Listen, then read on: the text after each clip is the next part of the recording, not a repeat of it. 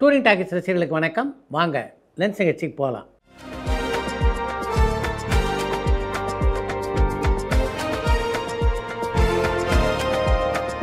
என்னம்மா முதல் கேள்வி? நடிகர் முரளியினுடைய மகன் ஆகாஷ் புது படங்களில் நடிக்கிறாரான்னு குவைத்லேருந்து அமிர்தேஸ்வரன் கேட்டிருக்காங்க. தன்னுடைய முதல் திரைப்படமான நேசிப்பாயா படத்தில் கதை தேர்வு சரியாக அமையாமல் போனது தான் அந்த படத்தினுடைய தோல்விக்கு காரணம் அப்படின்றத ஆகாஷ் மிக தெளிவாக உணர்ந்திருக்கிறார். ஆனால் அடுத்த படத்தினுடைய கதையை தேர்ந்தெடுப்பதிலே இப்போ மிகுந்த கவனத்தோடு இருக்கிறார் ஆகாஷ். மக்கள் திலகம் எம்ஜிஆர் சருக்கு பாடகர் CS ஜெயராமன் சார் பின்னணி பாடல்கள் பாடியிருக்காரான்னு கடலாடியிலேருந்து பாலசுப்ரமணியன் கேட்டிருக்காங்க. எம்ஜிஆர் கதாநாயகனாக அறிமுகமான காலகட்டத்தில் ஒரு சில திரைப்படங்களிலே அவருக்காக பின்னணி பாடியிருக்கிறார் CS ஜெயராமன். நடிகர் அரவிந்த் சாமி நடிப்பில் அடுத்து வெளிவர இருக்கிற படங்கள் என்னென்ன அண்ட் அவர் இப்போ என்னென்ன திரைப்படங்களை நடிச்சிட்டு இருக்காருன்னு மதுரையிலிருந்து வைத்தியநாதன் கேட்டிருக்காங்க. அரவிந்த் சாமி நடிப்பிலே சதுரங்க வேட்டை பார்ட் 2, வணங்காமுடி, கள்ளப்பாட்டு ஆகிய 3 திரைப்படங்கள் வெளிவர இருக்கின்றன. அதை தாண்டி இப்போ புதிதாக எந்த திரைப்படத்திலும் நடிப்பதாக தெரியல. சார், உங்களுடைய எல்லா பேட்டிகள்லையுமே திருப்பூர் சுப்பிரமணியம் சார் ஏன் நடிகர் விஜய் மேலே இவ்வளவு வன்மத்தை காட்டுற மாதிரியே பேசுகிறாருன்னு சென்னையிலிருந்து கார்த்திக் ஆனந்தன் கேட்டிருக்காங்க. திருப்பூர் சுப்பிரமணியத்துக்கு விஜய் மேலே எந்த வன்மமும் இல்லை. அவருடைய பேட்டியிலும் எங்கேயும் அது வெளிப்பட்டதாக எனக்கு தெரியல. சினிமா ஆளுமையான உலக நாயகன் கமல்ஹாசன் சார் என்ன படிச்சிருக்காருன்னு சரளைமேட்லேருந்து கார்த்திக் கேட்டிருக்காங்க. 1954ஆம் ஆண்டிலே பிறந்த கமல்ஹாசன் 1960ஆம் ஆண்டிலேயே குழந்தை நட்சத்திரமாக களத்தூர் கண்ணம்மா படத்தில் நடிக்க ஆரம்பித்து விட்டார். அதை தொடர்ந்து பார்த்திங்கன்னா பல படங்களிலே குழந்தை நட்சத்திரமாக நடிக்கக்கூடிய வாய்ப்பு அவருக்கு கிடைத்தது. அப்படி இருக்க அவர் பெரிதாக என்ன படிச்சிருக்க முடியும் அப்படின்னு நினைக்கிறீங்க? அதிகமாக அவர் பள்ளி படிப்பு படிக்கலை அப்படின்னாலும் மொத்த உலகத்தையும் படிக்கக்கூடிய வாய்ப்பு அவருக்கு அதுக்கு பின்னாலே கிடைத்தது. அதை மிக அழகாக பயன்படுத்தி கொண்டவர் கமல்ஹாசன். இயக்குனர் லோகேஷ் கனகராஜ் நடிகராக உருவெடுக்க போகிறதா செய்திகள் வருதே, இது சரியான முடிவான தஞ்சாவூர்லேருந்து பத்மினி கேட்டிருக்காங்க. திரைப்படங்களில் நடிப்பதற்கு ஒரு அழகான முகவிட்ட அவசியம் அது லோகேஷ் கனகராஜிட்ட நிச்சயமாக இருக்குது. ஆனாலும் அதற்குள்ளாக ஒரு கதாநாயகன் நடிக்க அவசரப்பட வேண்டாம் அப்படின்றது தான் என்னுடைய எண்ணம். ஏன்னா லோகேஷ் கனகராஜுடைய இயக்கத்தில் நடிப்பதற்கு இன்றைக்கு இந்தியாவிலே உள்ள எல்லா முக்கியமான நடிகர்களும் காத்து கொண்டிருக்கிறார்கள். அவரோடு இணைந்து பயணிக்க வேண்டும் என்று அவர்கள் எல்லோருமே விரும்புகிறார்கள். அதை சரியாக பயன்படுத்தி கொண்டு ஒரு சில திரைப்படங்களை இயக்கி முடித்துவிட்டு அதற்கு பின்னால் அவர் நடிக்கலாம் அப்படின்றது தான் நான் அவருக்கு தர விரும்புகின்ற ஆலோசனை. அம்மா கதை எழுத, அப்பா இயக்க, மாமா பின்னணி பாடல் பாட நடிகர் விஜய் நடிச்சாரு. இந்த மாதிரி தமிழில் வேறு திரைக்குடும்பம் இருக்கான்னு அனகாபுத்தூர்லேருந்து வினோத் கண்ணா கேட்டிருக்காங்க.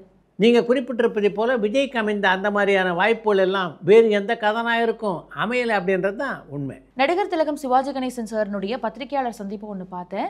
அதில் பத்திரிகையாளர்கள் கேட்குற ஒவ்வொரு கேள்விக்குமே சிவாஜி கணேசன் சார் நின்று பதில் அளிச்சிருப்பாரு. அவரை பார்த்து இன்னைக்கு சினிமாவுக்கு வந்த பல பேர் கால் மேலே கால் போட்டு தான் பேசுகிறாங்க.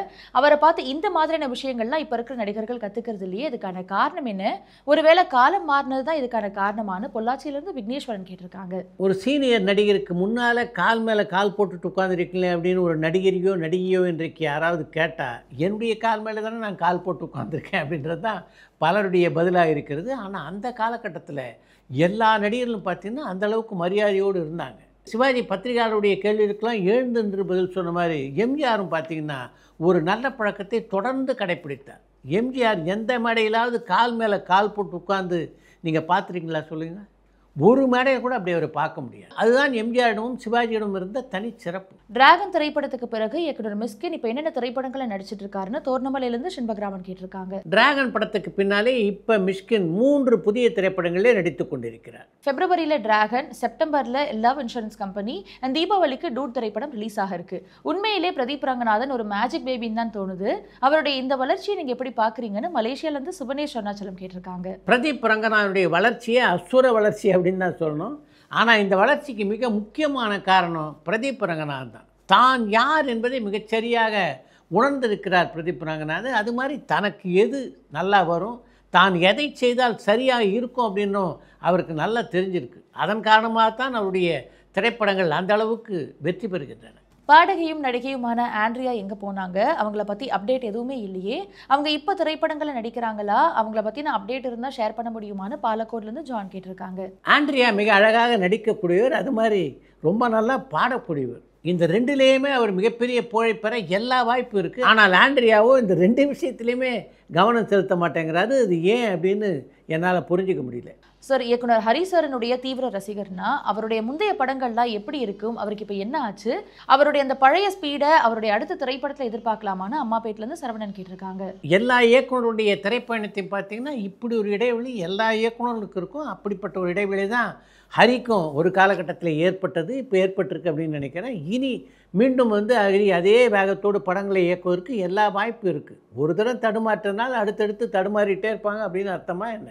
எத்தனையோ வெற்றி படங்களை கொடுத்தவர் தானே ஹரி. அதனால் அடுத்து மீண்டும் பல வெற்றி படங்களை அவர் கொடுக்க எல்லா வாய்ப்பும் இருக்குது.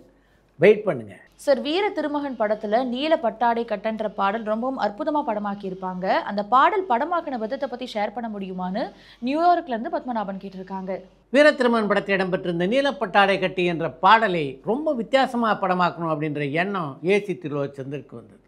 ஒரு ஏரி, அது நடுவில் ஒரு தாமரை, அந்த தாமரை மலர்ந்து அது நடுவில் கதாநாயகி பாட வேண்டும். அதே மாதிரி அந்த தாமரையை சுற்றி பல தாமரை இலைகள் இருக்கணும். அந்த தாமரை இலைகளிலே நடன பெண்மொழி ஆட வேண்டும். இதில் அந்த தாமரை பூவும் சுற்றணும், அந்த தாமரை இலையும் சுற்றணும். இப்படியெல்லாம் கற்பனை செய்தார் ஏசி திருலோச்சந்தர். இப்படி ஒரு கற்பனையை நடத்தி காட்டணும்னா அதுக்கு ஒரு ஆள் வேணும் இல்லையா? அதுக்கு ஏவிஎம்லே மிகச்சரியான ஒரு நபர் இருந்தார். பல கோயில்களில் பெரிய பெரிய தெப்பத்தெல்லாம் மிதக்கப்பட்ட அனுபவம் அவருக்கு உண்டு. அந்த அனுபவத்தின் துணையோடு மரம், கயிறு, ராட்டனம் இதையெல்லாம் கலந்து அவர் ஒரு விசையை தயாரித்தார். இதெல்லாம் தண்ணீருக்கு அடியே மறைந்திருந்து வேலை செய்யும். இந்த காட்சியை மேலிருந்து படமாக்குவதற்காக 60 அடி கோடா வேண்டும் என்று கேட்டார் இயக்குனர் ஏசி திருலோச்சந்தர். அதையும் அந்த தண்ணீரிலேயே நிர்மாணித்து தந்தார் ஆறுமுகாச்சாரி. அப்படி படமாக்கப்பட்ட அற்புதமான பாடல் தான் அந்த பாடல். வடிவேலு சார் அண்ட் கோவை சரளா மேமனுடைய காம்பினேஷனை மீண்டும் பார்க்க முடியுமா? அண்ட் கோவை சரளா மேம் இப்போ திரைப்படங்களை நடிக்கிறாங்களான்னு காஞ்சிபுரம்லேருந்து சரவணன் கேட்டிருக்காங்க.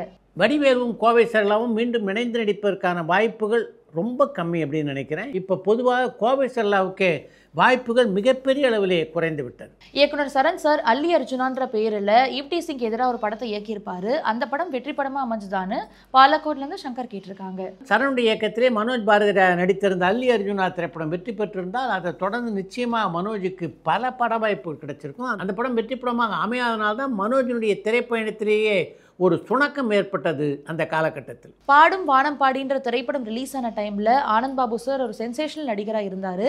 அந்த அழகான வாய்ப்பை அவர் எப்படி தவற விட்டாருன்னு இலங்கையிலேருந்து ரியாஸ் கேட்டிருக்காங்க. அவருடைய திரை வாழ்க்கையை திட்டமிட்டு தருவதற்கு சரியான ஆள் அவருக்கு அமையலை. அமைஞ்சிருந்தால் ஆனந்த் பாபு அடைந்திருக்கக்கூடிய உயரமே வேற. நடிகர் திலகம் சிவாஜி கணேசன் சார்னுடைய பேரன்கள்னால ஏன் சார் தமிழ் சினிமாவில் ஷைன் ஆக முடியலன்னு காஞ்சிபுரம்லேருந்து சரவணன் கேட்டிருக்காங்க. நான் பலமுறை இந்த நிகழ்ச்சியில் சொல்லியிருக்கேன், சினிமா இருக்க அது ஒரு மாய உலகம். யாரையெல்லாம் அது கட்டி அணைச்சிக்கும், யாரையெல்லாம் வெளியே தள்ளும் அப்படின்னு யாராலும் சொல்ல முடியாது. வாழை படத்துக்கு பிறகு இயக்குனர் மாரி செல்வராஜ் இயக்கிட்டு வர பைசன் திரைப்படத்தை பற்றின அப்டேட் இருந்தால் ஷேர் பண்ண முடியுமான்னு தோர்ணமலையிலேருந்து செண்பகிராமன் கேட்டிருக்காங்க. பைசன் திரைப்படத்தினுடைய டீசர் இன்னும் 1-2 மாதங்களில் வெளியாக இருக்கிறது. அப்போ அந்த படத்தை பற்றி நான் நிறைய பேசுகிறேன் அப்படின்னு எங்கிட்டயே ஒரு முறை சொன்னார் மாரி செல்வராஜ்.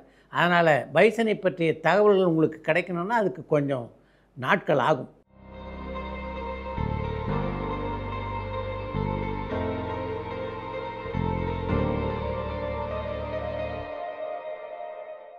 சார், உங்களுடைய கலை பார்வையில் கேரளாவினுடைய இயற்கை அழகை இந்தியாவின் இலங்கைன்னு ஒப்பிட்டு சொல்லலாமான்னு திருச்சியிலேருந்து பாலு கேட்டிருக்காங்க. இந்தியாவின் இலங்கை என்று தாராளமாக கேரளாவை சொல்லலாம். அடுத்து இன்று ஒரு தகவல். புரட்சித் தலைவர் எம்ஜிஆர் கதாநாயகனாக அறிமுகமான காலகட்டத்தில் தமிழ் சினிமாவிலே நடித்து கொண்டிருந்த எல்லா கதாநாயகர்களும் பாடி நடிக்கக்கூடியவர்களாக இருந்தார். ஒரு பக்கம் எம்.கே. தியாகராஜ பாகவதர், இன்னொரு பக்கம் பி.யு. சின்னப்பா, இன்னொரு பக்கம் டி.ஆர். மகாலிங்கம், இன்னொரு பக்கம் கே.ஆர். ராமசாமி என்று எல்லோருமே நன்கு பாடுகின்ற திறன் படைத்தவர்களாக இருந்தார். எம்ஜிஆரும் பாடக்கூடியவர் தான் அப்படின்னாலும் கே.ஆர். ராமசாமி மாதிரியோ டி.ஆர். மகாலிங்கம் மாதிரியோ அவரால் கம்பீரமாக பாட முடியாது. அதன் காரணமாகத்தான் எம்ஜிஆருக்காக பல பின்னணி பாடல்கள் பாடினார்கள். எம்ஜிஆர் கதாநாயகனாக நடித்த முதல் திரைப்படத்திலே அவருக்காக பாடியவர் மாரியப்பா என்ற பாடகர். அன்றைய காலகட்டத்திலே மிகவும் புகழ்வாய்ந்த பாடகராக இருந்த திருச்சி லோகநாதனுடைய மாமா தான் இந்த மாரியப்பா. எம்ஜிஆர் நடித்திருந்த பணக்காரி என்ற திரைப்படத்திலே திரையிசை திலகம் கே.பி. மகாதேவன் கூட எம்ஜிஆருக்காக ஒரு பின்னணி பாடலை பாடியிருக்கிறார். எம்ஜிஆர் கதாநாயகனாக நிலை பெற்றதுக்கு பின்னால் சி.எஸ். ஜெயராமன், சீர்காழி கோவிந்தராஜன், டி.எம். சௌந்தரராஜன், ஏ.எம். ராஜா ஆகிய 4வரும் அவருக்காக பாடிக்கொண்டிருந்தார்கள். ஒரு காலகட்டத்திலே மற்ற 3 பேரையும் தாண்டி எம்ஜிஆருடைய பல படங்களிலே பின்னணி பாடுகின்ற வாய்ப்பை பெற்றவர்னா அது டிஎம் சௌந்தரராஜன். எம்ஜிஆருக்கும் டிஎம் சௌந்தரராஜனுக்குமான குரல் பொருத்தம் அப்படின்றது எந்த அளவுக்கு மிகச்சரியாக அமைந்திருந்தது அப்படின்றது நீங்கள் எல்லோரும் அறிந்த விஷயம். அடுத்த சாவி சித்ரா நிகழ்ச்சியிலே பங்கு பெறுகின்ற விருந்தினர் நடிகை ஷர்மிளா.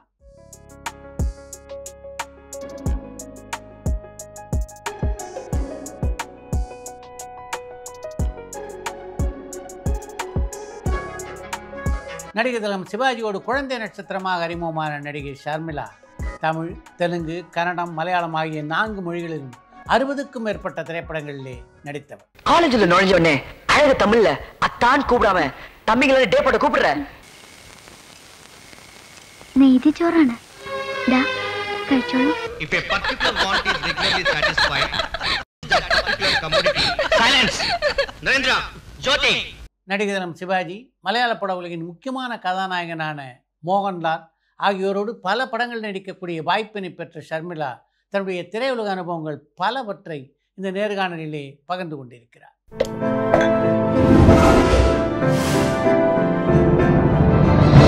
சாய் வித் சித்ரா. உங்கள் அப்பாவை பொறுத்த வரைக்கும் நடிகர் திலகம் சிவாஜி, பாலாஜி, கலைஞர் எல்லாரோடும் பழக்கம் அப்படின்னு பல பதிவுகளில் நீங்கள் சொல்லியிருக்கீங்க. Actually, Daddy was a very, very close friend of Chandrababu, old actor Chandrababu sir. O, And Durai Murugan uncle எங்கள் அப்பாவும் கிளாஸ்மேட்ஸ். கலைஞர் தான் எனக்கு பேர் வச்சது. பரபரப்பான சினிமா செய்திகள், நட்சத்திரங்களின் பேட்டிகள், சினிமா வரலாறு ஆகியவற்றை பார்க்கவும் படிக்கவும் உங்களுக்கான இணையதளம் tourantalkies.co.